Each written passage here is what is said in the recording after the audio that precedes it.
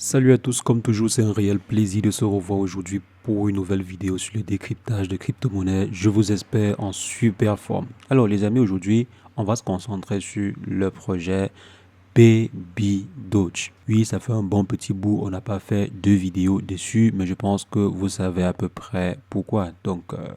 Le projet était un peu trop instable pour qu'on continue de faire régulièrement des vidéos dessus. Donc, j'ai décidé de faire cette vidéo aussi parce que vous avez été un peu nombreux, donc pas comme d'habitude, mais un peu nombreux à demander une revue sur le projet. Donc, on va voir ensemble qu'est-ce qui a réellement changé sur le projet. Est-ce que l'on peut compter sur ce projet pour le prochain bull run?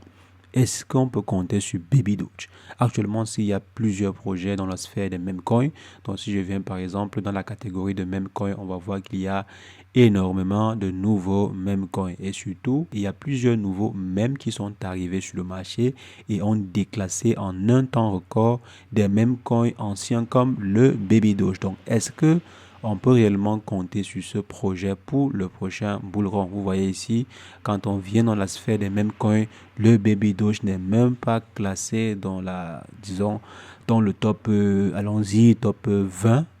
Top 20, non. Donc, si on vient là, on voit que le top 20, Baby Doge n'est pas classé. Dans le top peut-être 50 également, Baby Doge, ok, là, dans le top 50, on peut quand même retrouver le projet Baby Doge. Mais normalement, le projet Baby Doge, avec toute l'ancienneté que ce projet a, devait être un peu plus loin que ceci. Donc, on se pose la question de savoir, est-ce qu'on peut réellement compter sur le Baby Doge pour le prochain bull run? Est-ce qu'on peut faire de bonnes plus-values en investissant, par exemple, sur le Baby Doge pour le prochain bull run? Donc, on va essayer de décortiquer ensemble ce projet dans cette vidéo, surtout l'opportunité derrière, si jamais opportunité il y en a. Donc les amis, c'est ce qu'on va rapidement voir. Mais si jamais c'est la première fois que vous passez par ici, régulièrement nous faisons de superbes vidéos sur le décryptage de crypto-monnaies. Donc si jamais cette thématique vous intéresse, n'hésitez pas, abonnez-vous.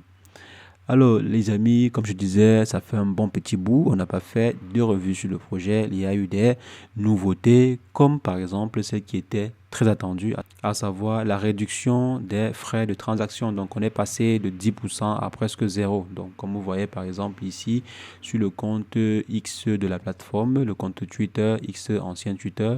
Donc, actuellement, si les frais de transaction sont passés de zéro, je crois, en début de ce mois. Donc, comme vous voyez par exemple ici, ils ont même eu à épingler parce que c'était une information, bien c'était une demande faite par toute la communauté. Les investisseurs demandaient à ce que les frais de transaction passent de 10 à 0%, parce que la plupart des tokens actuellement-ci ont des frais de transaction équivaut à zéro. Donc actuellement, si jamais vous souhaitez acheter ou vendre des tokens, les frais de transaction ne sont plus de 10%, mais 0%.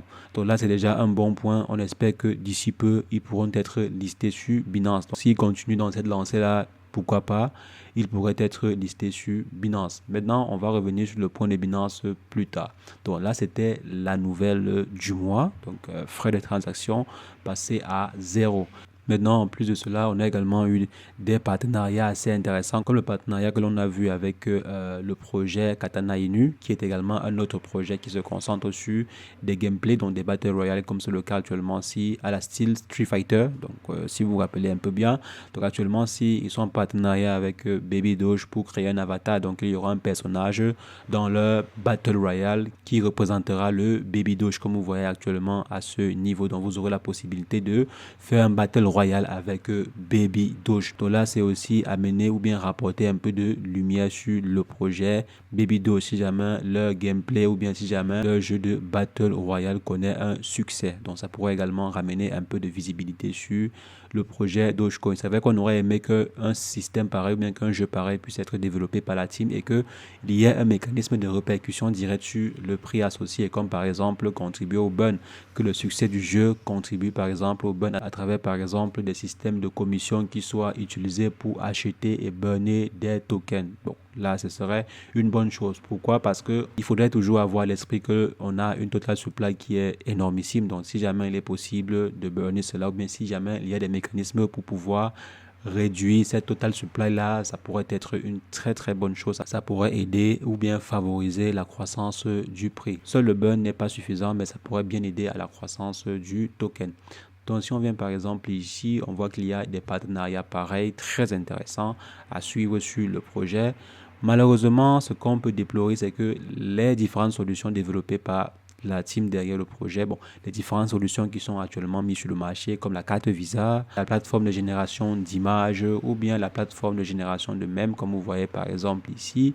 Leurs différentes solutions aussi, pour l'instant, sauf s'ils ont des partenariats spéciaux, mais pour l'instant, je ne pense pas que ça génère énormément d'activité. Donc, il n'y a pas énormément de personnes qui utilisent cette plateforme-là, comme ça pourrait être le cas pour certaines solutions de génération d'images assistées par l'IA. Donc, actuellement, si je ne pense pas personnellement, sinon il y aurait un peu plus de lumière dessus. Mais pour l'instant, si il n'y a pas énormément de personnes qui utilisent la plateforme en question pour générer des images au quotidien. Si vous utilisez la plateforme en question, mettez-le en commentaire. J'aimerais bien voir si jamais il y a une personne, parmi tous ceux qui vont regarder cette vidéo, si j'aimerais voir si jamais il y a une personne qui utilise la carte Visa de Babydoge ou la plateforme de génération d'images. Donc dites-moi si jamais vous utilisez une solution particulière de l'écosystème. Du coup, les énormes retombées qui pouvaient arriver pour qu'ils puissent par exemple prendre une partie pour burner des tokens ne sont pas vraiment au rendez-vous. Bien sûr, on attend des informations contraires de la part de la team. Si jamais il y a des nouveautés, si jamais ils ont pu par exemple prendre une partie des revenus, si revenus il y en a, prendre une partie des revenus de la plateforme de, je sais pas, la plateforme de génération d'images, bien toute autre solution pour pouvoir burner des tokens. Parce qu'actuellement, si quand on investit dessus, c'est parce qu'on espère que le prix va augmenter. Et ce qui pourrait faire augmenter le prix, c'est quoi? C'est que les investisseurs arrivent beaucoup plus sur le projet et que la total supply soit progressivement réduite. Donc, pour que la total supply soit progressivement réduite, il y a des mécanismes que l'on sait qu'il faut mettre sur pied. Donc, ce sont des informations pareilles qu'on pourrait attendre régulièrement de la part de la team derrière le projet. Pour ma part, je pense qu'ils travaillent, mais je ne sais pas trop pourquoi il y a certains éléments simples qu'ils pouvaient mettre depuis ou bien qu'ils pourraient mettre et qu'on le sait tous. Donc, ce n'est pas des éléments cachés, qu'on le sait tous, qui sont appliqués même sur d'autres projets.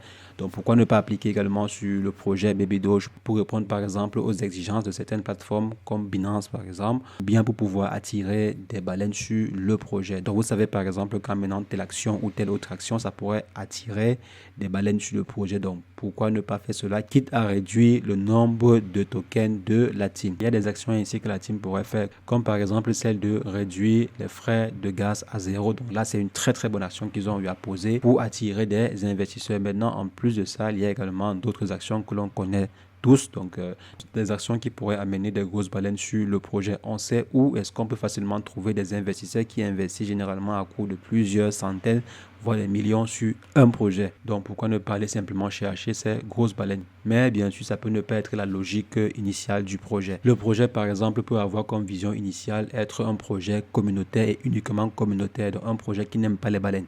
Ça peut aussi être la vision peut-être globale de la team derrière le projet. Éviter en fait certaines baleines. Donc, est-ce qu'on peut compter par exemple sur le projet pour le prochain bull run? Donc là, on voit par exemple que les performances sur 7 jours sont de 6%. Si on vient par exemple ici pour voir les mêmes coins sur 7 jours, on est grosso modo à 25%, 20% sur DocWiFi, 25% pardon sur DocWiFi, 20% sur Floki, 17% ou bien 13% sur Bonk. De façon globale, quand même, on est sur des pourcentages assez élevés sur 7 jours. Donc, comparé à d'autres mêmes coins, 5%, c'est très bas.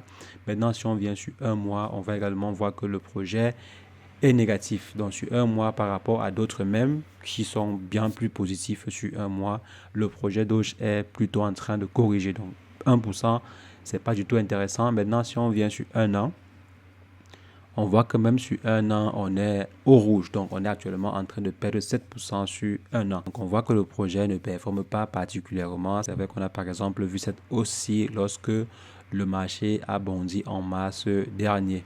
Mais de façon grosso modo, on est quand même dans le rouge. Donc, en tant qu'investisseur, on est sur le marché pour faire du profit. On est également sur le marché pour dénicher des pépites, pour dénicher en fait des potentiels.